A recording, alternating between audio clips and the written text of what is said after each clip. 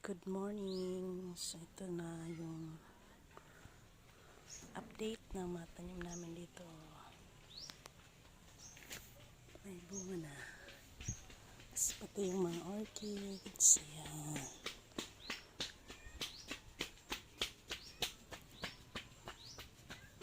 Ito naman yung mga halaman. Ayan siya.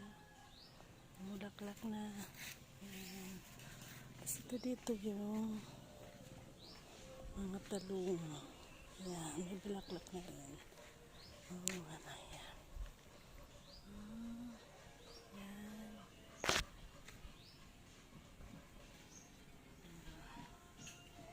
Talbos. Ito yung luya. Kaso, kakaykaysan mga manok. Ayan. Tapos mangosteen. Ayan. Talbos ng kamuting kahoy. Ayan doon siya.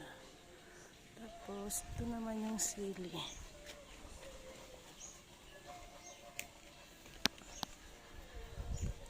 Ayan. Kinuhaan ko kanina ng mga bunga. Tapos ito maraming bulaklak siya. Ayan. Kinuhaan ko ng bunga kanina. Ayan.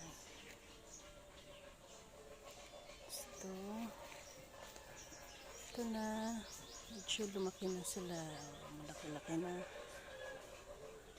Tapos, yung ano dito, yung ampalaya, namunga na siya. Kaso kahapon nakita ko ano na, hinog na. Ayan. Parang inang ng uod. Walang fertilizer kasi. Ayan. Ayan yung kahapon na hinog. Sayang. Ayan. May mga talbos. Yun yung insulin namin. Marami na. Ayan. So, ito yung update ng mga tanim namin. Ito pala yung sariguelas. May bunga na siya. Ayan. Ayan. Laki na. Ayan. Akala ko patay na. Ayan pala. So, thank you Lord. Golden fruit. Ayan. Malaki na.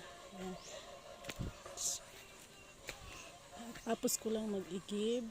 Manapay. At ito yung aming papaya. Maliliit pa sila. Thank you Lord. Ito yung ano namin.